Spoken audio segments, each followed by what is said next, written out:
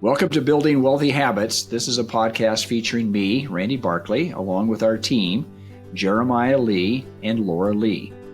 On this podcast, we share financial advice from our team of certified financial planners, which include a California licensed attorney, myself, an MBA professional, and a collective experience of over 40 years.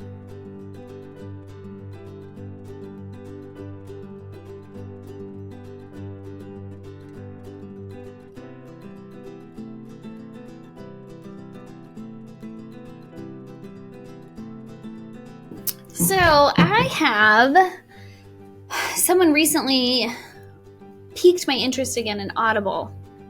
And because I find myself sitting down to read a book and maybe not getting through as much of it before I fall asleep, I have really renewed my interest in listening to books. Audible. I can find myself doing mundane tasks around the house, even sometimes if I'm at the gym and I'm just kind of doing a repeat exercise. And I can listen to books, and I've been able to, I think so far I've listened to maybe 4 or 5 books. So I love it. So do either one of you guys listen to books, or do you read? I'm starting because I've been starting, Okay. but for a long time I did Kindle books. I would read on a Kindle, and I liked that, but I realized I couldn't write anything easily, and sometimes Kindle has a way of highlighting and saving. Yeah.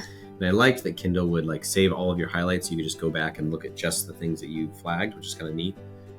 But lately I've been just reading regular books. But the last month I've done, I think, 2 audiobooks because you're doing audiobooks. But how about you? I think for me, I like the podcast, and I have this podcast I go to when I do my walks, but because of COVID and because of the thing that happened to me in January, I haven't been able to walk, so I kind of got out of the rhythm.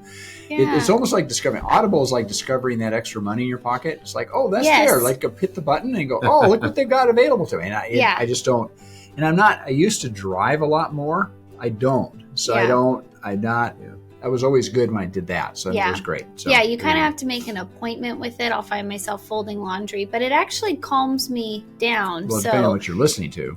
Right. And that's true. If I'm listening to something really detailed or something that I feel like I want to take notes about, then I would rather have it in print form still. But it just takes up so much room on your bookshelf. It's good. It's like you got to give it away. It's still like a book, because I'm like Jeremiah. I like to write in them. I like to highlight it, and I read. Now, I don't highlight novels and nonfiction books, but I'm taking on vacation. I'm taking the book by Irving Stone on.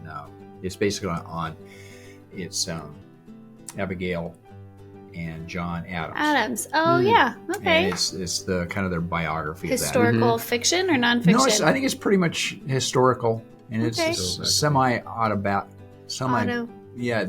obviously not done by them, but anyway, it's I'm taking it. But I started it because I like his writing.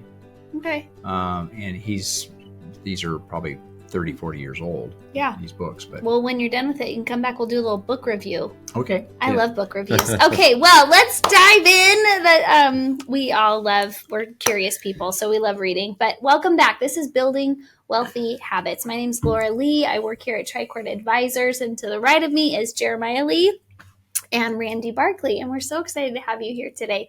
So today we want to talk about financial planning, but topics that are specific to physicians, those in the medical field.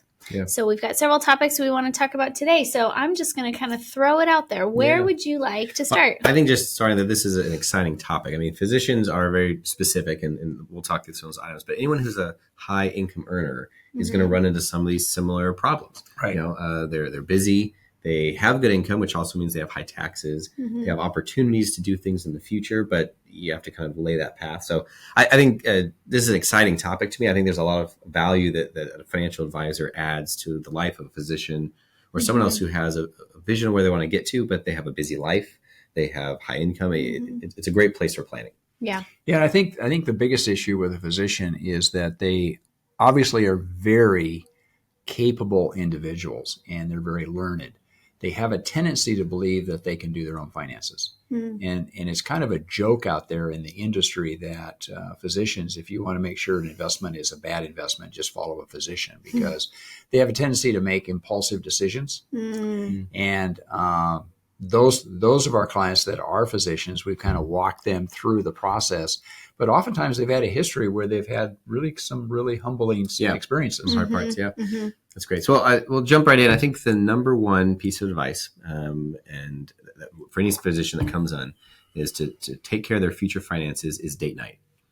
Which is a funny item. That's not a financial thing. Right? No, it's totally out. But where are you going to take me, huh? Yeah, right. I'm not. It could be beneficial. You're right. And we see. Is this just for physicians? No, it's anybody. Okay, all right, great. Date nights are a plus. And the reason this comes out is divorce is the number one destroyer of wealth in that type of a household.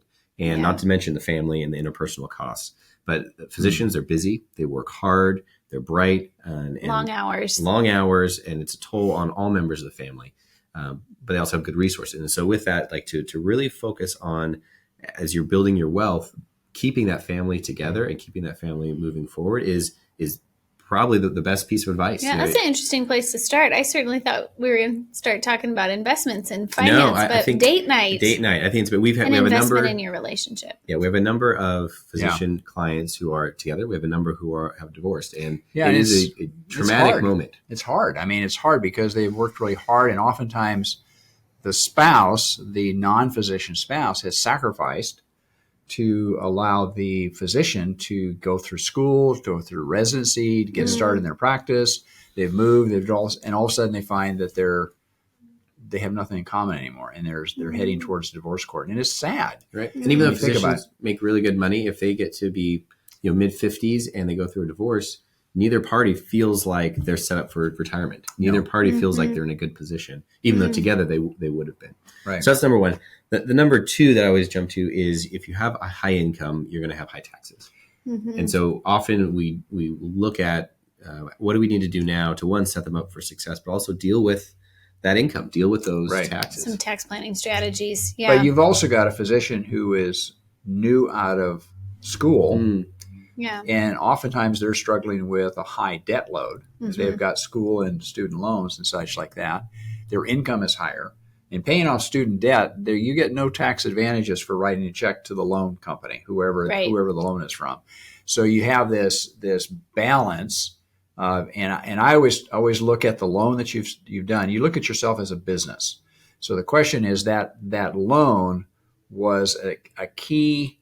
It's like if you're in a business, you're buying inventory, you're buying a building, you're buying whatever.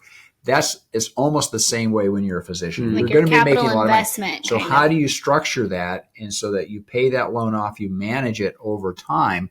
Oftentimes physicians want to get rid of it right away. Well, it terrorizes your cash flow. Tax-wise, it's horrible. So you have to be able to balance that over time. And there's ways to do that, is what I'm saying. They just see that debt is, I got to get rid of that debt. I got to get rid of that debt. I'm like, no. Sure, because it's kind of nagging at them. And we look at your investment in your education and what you've gone through. It's like buying a business. It's like any other economic investment that you would make if you looked at it from a business standpoint. Debt on a building, buying inventory, you would look at that same way, and a physician has a tendency not to do that, right? So interesting. Yeah. And for some physicians, I think aggregating their debt, transitioning their debt. Right. There's times where you'd want to look into that. There's other times where they have a government program, right, and that's the best place just to let it sit. And so I think debt is a very unique item that's person to person. We met with a physician earlier this week as a potential new client, and they have zero debt, just the way things have happened. And so that's not an issue for them. Right. But for I would say the majority of young physicians, debt repayment is a major part of it. And you're right. And just to devote all their resources to that is going to push off buying a house, buying into a practice, providing for kids, all the things that they also need to be doing at the same time. Yeah. Good point. Because what I appreciated about our meeting with that young physician, in terms of young in their career, they were also a young person, but she happened to have no debt, which was fantastic. But she wasn't yet stepping into the income that she expects to earn, because she was still in the midst of residency and then a fellowship program. It's like an incremental lockstep advance in her income. So she knew what she was going to make over the next 4 years, but it wasn't what she anticipates making in the long term. And what I appreciated was she was coming to us to say, I kind of just want to get on the right footing here. I want to structure things so that going forward, I know where to put the money. I hear my friends talk about this. I hear my friends talk about this. disability insurance, Roth IRAs. So I appreciated that she was just curious and really willing to learn, but wanted to get set up with the right structure from the get-go. Why don't we transition to talk about structures? And when we talk about high income planning, that they have good income and kind of talk about what structures make sense. And the first one I always think about is the retirement planning. Right. To say any money that that physician could put into their retirement is going to avoid taxes and it's going to support their future. So it's a really good lever. And that is, as you dive into that, if they work for a hospital, there's really not a whole lot of flexibility. It's simply what the hospital has set up. Often they have some pretty decent plans, but not always. So it's usually a 401k type structure or a 403b if it's a nonprofit hospital, but generally a 401k that the physician can put in a little bit over $20,000 into the account is generally what they can do. And then some employers have a match, 3% to 5%, something along those lines. And if you're looking at income, if you come out of the blocks and you're making $250,000, $350,000 a year or more, the amount of money that you can put into a 401k seems minuscule. It doesn't seem like it has the impact on reducing taxes that you want. Good point. And we have, it's interesting because we have had several clients who've come out of that situation. They didn't realize how much they could make in private practice or in some other form of partnership. And they're surprised. And we talked to them about some of the plans that are available to those kinds of situations. Retirement plans. And they could put in a lot of money. Yeah. We can define benefit plans, solo 401ks. There's different ways that we can structure it substantially more than the contribution to a 401k, right? Yeah. Did you have someone putting in $60,000 to even $200,000 into some of these different retirement structures is not uncommon. Right. But the unique part about physicians is, you have the one version where they just work for a hospital. They get a W-2 paycheck. They're an employee. They work in a hospital. That's kind of limited to the 401k that they're set up with. But to your comment, a lot of even emergency room physicians at times are not just a W-2 employee of the company. They can actually have their own practice, their own medical practice corporation in the midst of working with a hospital. And you've helped several of our clients set up their corporation and get it set up so that structure. And then we work with administrators to help structure these plans. And I think it's eye-popping to some of the clients when they realize they ask the question, I can put in how much? And you lay out what they can lay. I said, we can literally get rid of most of your income and put it in. And is that the wise thing to do? I said, it's going to affect your cash flow. It depends on your age, but that's where the planning comes in. You start to see how this works out over time. And we want to take away the aspect of the investment and the financial planning, allow them to focus on their practice and doing what they're doing for their patients. Right. And that structure to your comment, once we look how the doctor's working, how they're set up, we put in these appropriate structures, whether it's a doctor corporation with a retirement plan built into it. But now that structure is there, that sets on the path to say, okay, I know X amount of dollars is going that direction. Right. That's set. And then we look at the other pieces. So the next one after retirement, we might look at charitable giving to say, are you charitably minded? Is this something that you care about either now or in the future? A lot of doctors are going to charity events. They're making donations. They're an easy target. Yeah, I was going to say they're kind of walking around with the target on their heads. They're an easy target. So they're invited. Obviously, and it's almost expected of them to participate in those kinds of things. And the question is how do they participate without, it depends if they're midterm or, end of practice, so to speak. They've got more revenue and things like that. But they're an easy target. They have a tendency to be more resilient to say no. But at the same point in time, most doctors have a passion for their work and they have a passion to help people. And with that, with setting up whatever structure is appropriate, there's a number of ways to kind of decouple their charitable giving from their taxes. And we might say, hey, this person needs some tax breaks, but they don't have anything to give to this year, but they might next year. There's a few structures we can put in place to give them that lever to benefit their taxes. The next piece, as we look at these different structures, is their investing. Is to say, as they build up extra revenue and they put it into their investments, it would be a big bummer to them if they made, say they're making $300,000 in revenue. And on the other side, they made an extra $50,000 in income revenue that they weren't expecting. Investment income, And so how those investment accounts get managed is a really important piece. Is that for someone who has high income now, we don't want to be triggering all sorts of income throwing short-term capital gains. Yeah. We also don't want this massive buildup so that later they can't touch their money. Right. So it's a bit of an art to manage these investments in ways that they're growing quickly, they're growing in ways that are appropriate to build this client's future, but at the same time are not having a tax impact that's going to derail their already high tax rates. Yeah, and again, I think I come from a time frame when partnership interests and tax write-off plans were prevalent. They're back in the 80s. And the biggest investors in those were typically physicians. And most of those programs blew up because they were all based upon creating tax loss passed through to the physician. So you were getting multiple write-offs. So if you were investing $50,000, you could get $200,000 write-off on your income. And what happened in 1986, and that was during the Reagan administration, they basically said, no, you can't do that anymore. And a lot of programs had been invested into real estate with these high write-off issues, and they almost all of them blew up. And people that were walking around like kind of licking their wounds. I invested this money and now it's gone. I said, yeah, pretty much. And so again, you have to be very careful about what you trust and what you believe in. Again, traditional, fundamental investing and financial planning works for the long run. And there is no shortcut, so to speak. The magic investment that makes you money and gets rid of your taxes. Right. That's right. The other piece, after we kind of talked about this, structuring you want to get in place, is just the busy schedule of physicians. And it's not something that has to do with the math of their life, but it has a lot to do with the reality of how they deal with their life and their finances. And for our purposes, we meet times early mornings. We can meet in the evenings. You've met with a number of people on Saturdays.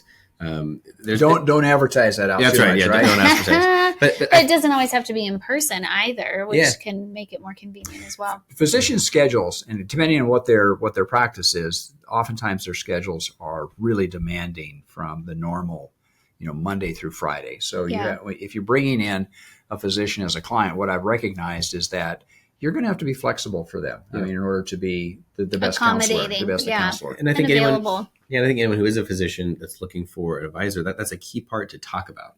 If you're going to a big, some of these big investment houses, broker dealers, that people work normal hours and they do normal things. And if you can't be available from 9 to 5, that might not be the best fit. To your comment, Laura, with technology, that's becoming easier and easier. Yeah. There can be Zoom meetings, there can be Teams meetings, there can be ways that you connect with your advisor, either off hours or throughout the day. But I think it's a really key consideration. Say, when am I actually going to be able to sit down and get this advice? Because doctors, like you said, being bright, they've got questions, they've got ideas, they heard something in the water cooler, and it usually takes some healthy discussion to get through, is this the right fit for you? Right. Is this idea good for you? And if it's not, what else might still solve that same concern, whether it's taxes or income or investing or I think one of the things is when these people with very demanding schedules, physicians and other professionals come in, we want to make the time that we spend with them as productive as possible.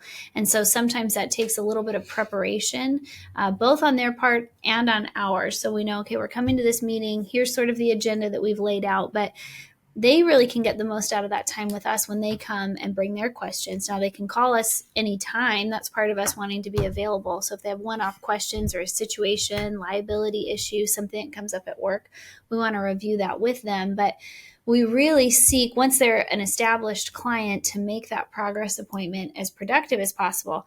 Now, when they're just an initial appointment, we're just meeting them. Oftentimes, the distance between appointment 1 and appointment 2 can be lengthy.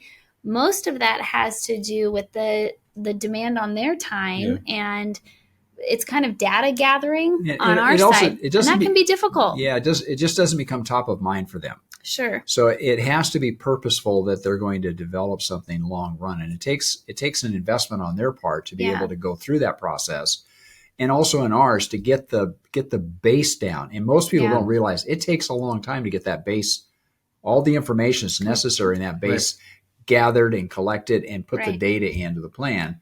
And it also takes time for the client, the physician, to go through that data with you. That is not a one and done type of thing. It is a dynamic process that's ongoing all the time. Yeah, a lot of what we do is organizing. They might have multiple accounts. If it's a dual income home, you've got multiple different retirement accounts, etc. It takes time to really consolidate, and I feel like a lot of our role right from the outset is just trying to kind of organize the information, find what gaps we have, et cetera. Yeah. So we try to set those expectations in that first meeting. I am for our listeners too, that it just sometimes that first sort of lift can be a little heavy. Yeah. And I think for physicians, often they're not coming in like the initial we just had. They were coming in early in their career. There wasn't a lot of complexity. And so that lift is not very, very meaningful. I would say the majority of our physician clients that come in, they come in when they've been practicing for 10 years or so. Mm-hmm. And in that time, maybe they worked at an initial hospital and now they're at a secondary hospital. So they had an old 401k that's just out there. They may have invested with some friends. They may have bought a boat. They may, there's a number of things that they've already done that make their life a bit complex. And that gathering really does, it's a huge value to get everything organized, but it does take some time to get everything organized together and then the new structure set up and the new vision kind of laid out. And I think, kind of bridging in that conversation, most physicians at some point in time are going to run into business. They're going to start forming either on by themselves or start entering into some partnerships or some structure where they now not just acting as a physician and getting paid for the services that they're rendering, but now they're in business with partners. Yeah. And how that's structured, of course, that falls right in your lap because you help people. What kind of business and what is the partnership agreement? What is the corporation structure going to look like, right? Yeah, where the financial advising and financial planning and investing meets the legal advice. I mean, that's what we're able to do with my background being an attorney. But as we walk into that, you're right. Most physicians move away from just being providers of medical care and also being business owners in the sense of them owning a practice, either owning real estate. I'd say the most common, especially when doctors move into private practice, is that they move into partnership ownership with the practice. They move into being an employer now of multiple nurses and other staff. They also often will buy their own building, and so they become landlords. And their life just got a little more complicated. Wear lots of hats. Yeah. And part of that is when you think of the planning early on, most people as they go through, they have their different goals and ambitions to say, I want to retire. I want to pay for my kids' college. I want to take some family vacation. They have a number of things they're interested in. But one additional that's going to come up for physicians is kind of having a bit of a nest egg for when they want to enter into partnerships, buy buildings, set up another structure, joint venture type things, because that's often going to come up. There's going to be an opportunity. So using that good cash flow, not just to fund the retirement, all those normal things, which is great, but also setting some of that aside, knowing that there's going to be opportunities in their life to move into some unique ownership structures and being able to do that. And in the law firm setting, you often had to buy in to become a partner. Doctor settings, often it's two joining together. But there could be times where you have to buy into a practice. There could be times where you're buying out a retiring physician. That's right, taking that partnership or whatever. And so that's a big one, I think, to plan out for physicians specifically is not just in my mind, kind of the normal planning for a high income earner, but also knowing that as you move down the road in your career, you're going to have some probably great opportunities that you want to be able to say yes to. And yes will come with a price tag of being able to afford that. Yeah, and just kind of dovetail on that. The thing that I find the most frustrating is that a physician, and it's just kind of a, and I don't want to make this a stereotype of all physicians, but oftentimes they enter into an agreement and they haven't really put the final details on that partnership agreement. They kind of put it down almost like an outline, and then they move forward. And all of a sudden, we're down 20 years down the road, and where is that agreement, right? And nobody's monitored it. Nobody has brought that up and talked about it on a regular basis. What happens if somebody gets sick, if somebody dies, if somebody wants to leave, somebody gets divorced? And it's as though, well, we'll talk about that when it happens. It is the worst time to do that when it happens, right? We have a client right now who's a physician who's walking through exiting. He's retiring, but all the details of who owes who what and who gets to walk away with what, all that is a bit blurry because there wasn't good agreements in place that helped clarify what was going to happen. And it didn't seem pertinent probably at the time. And the structure, the difficulty there is that we started talking with him almost 10 years ago about this. And it's amazing to me. The other physicians say, well, we'll take care of it later. Well, later's now. Yeah. Mm-hmm. Later is not 10 years from now. Later is right now. And it's hard to motivate people to make those tough choices now, and they need to be done. And an event like death or disability or departure in some way becomes that event that becomes it. That's where people start suing each other over this stuff, right? Right. And well, I understood that, and you said this, and you said that. Well, we want to avoid all that because that is a very expensive outcome. That's right. Or even death is a great one. If there's a death in some of these structures, it becomes a little chaotic. And what do we do? If there's some good planning, some key man insurance, some good insurance policies, it can be a real seamless process where they're caring for the widow, they're caring for the family, and there's plenty of finances to address this. But without planning, it can become a mess. And depending on where every doctor is in that partnership, where they're at otherwise in their life. So death is a great illustration, but it's not a great outcome. You said, oh, that's a good outcome. Oh, sorry. Great illustration, not an outcome. But no, I think tying back to what you said at the very beginning, you talked about the importance of the relationship. And I think not just about the family relationship for the physician, but his professional relationships as well. You know, for a physician who's spent time in the industry, has experience, they've developed a reputation. So, you know, you see some of these partnerships that go through difficulty. Well, that's going to impact the reputation of both physicians or however many are involved going forward. So there's still this emphasis on relationship. And ultimately, I think when we meet with them, our goal is to align the professional and the personal together to make sure that we're seeing holistically both and developing a strategy for both. Yeah. And for the physician to have someone that they trust. You know, they're not trying to figure it out themselves, but rather they say, oh, I'm going to talk. I'm going to ask all my questions. We're going to think through this together. But ultimately, I trust the advice I'm getting so I can move forward confidently and run their life. And this is a space where they can ask all the questions and they don't have to have all the answers all the time because in their regular field, they have to have all the answers. And so, you know, we're not a partner of theirs in the sense of business partner. So we get to be the supportive partner. And again, I think the relationship, and I want to make sure that we emphasize this really strongly, is that our relationship with our clients is advisory. And how important that is for a physician and a group of doctors, that you have an advisory, you have counsel that is really looking at the best outcome for you. And we're not in the business of selling product. We're not in the business of trying to create a partnership or, you know, something you invest in that we're going to participate in. It is what is the best for you, what is best for that group. And it's very satisfying work when it all comes together, you know, when you get that kind of buy-in by everybody, right? Yeah, that's good. Well, this has been Building Wealthy Habits. We do this each week. We meet together. We talk about key topics, things that impact people's lives. If you have a topic you'd like us to discuss, you can send us an email at contact@tricordadv.com. And if anyone in your life or yourself, you need an ally in your finances, that's what we're here for. We'd love to hear from you. Until next week, folks. May you grow in wisdom and knowledge. Thank you for listening. We have a few more things to let you know about before we go. Podcast reviews really help us to serve more people and get this information into the hands of people who need it. Please leave us a review. Even if it's not 5 stars, we welcome the feedback. And we invite you to let us know what topics you would like to hear more about or what would benefit the people in your life who are closest to you. We have more resources online as well. They're designed to help you share this information easily with the people in your life. To access them, please visit tricordadvisors.com. Often we hear from clients that they wish they would have talked to us sooner. If that's you, we would be thrilled to see how financial planning can benefit your life.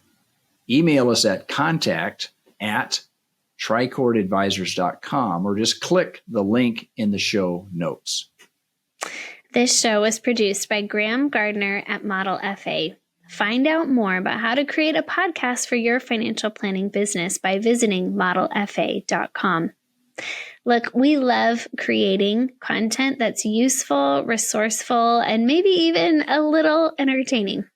We want to make this mega universe of financial topics and advice applicable and helpful for your life. And always remember, at Tricord Advisors, we are your future's best ally. Until next week, folks, may you grow in wisdom and knowledge. Thank you for listening.